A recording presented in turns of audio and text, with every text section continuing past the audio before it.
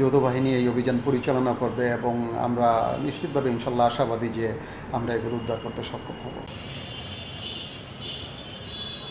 2009 থেকে 2024 সাল পর্যন্ত রংপুর জেলা প্রশাসন থেকে সামরিক, বেসামরিক ও ব্যক্তি পর্যায়ে বৈধ অস্ত্রের লাইসেন্স দেওয়া হয় 184টি। তবে স্বরাষ্ট্র মন্ত্রণালয়ের নির্দেশনা মোতাবেক ব্যক্তি পর্যায়ের 76টি অস্ত্র 3 সেপ্টেম্বরের মধ্যে বিভিন্ন থানায় জমা দিতে নির্দেশ দেওয়া হয়।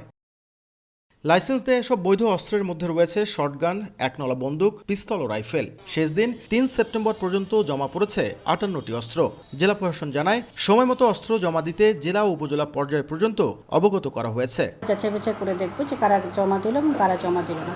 এই লিস্টটা আবার আমরা স্বরাষ্ট্র মন্ত্রণালয়ে পাঠাবো এবং এই লিস্টের প্রেক্ষিতে আমাদের যৌথ বাহিনী অভিযান পরিচালনা করবে অস্ত্র উদ্ধারের ক্ষেত্রে।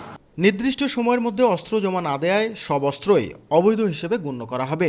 একই সঙ্গে যৌথ অভিযান চালানো হবে বলে জানান পুলিশ সুপার। যৌথ বাহিনী এই অভিযান পরিচালনা করবে এবং আমরা নিশ্চিতভাবে ইনশাল্লাহ আশাবাদী যে আমরা এগুলো উদ্ধার করতে সক্ষম হব। গত 25 আগস্ট স্বরাষ্ট্র মন্ত্রণালয়ের সংবাদ বিজ্ঞপ্তিতে জানানো হয়, 2009 সালের 6 জানুয়ারি থেকে গত 5 আগস্ট পর্যন্ত বেসামরিক লোকজনকে দেয়া আগ্নেয়াস্ত্রের লাইসেন্স স্থগিত করা হয়েছে। ওই সময় যাদের লাইসেন্স দেওয়া হয়েছে তাদের 3 সেপ্টেম্বরের মধ্যে গোলাবারুদ সহ আগ্নেয়াস্ত্র সংশ্লিষ্ট থানায় জমা দিতে হবে। নাজমুল ইসলাম নিশাত, সময় সংবাদ, রংপুর।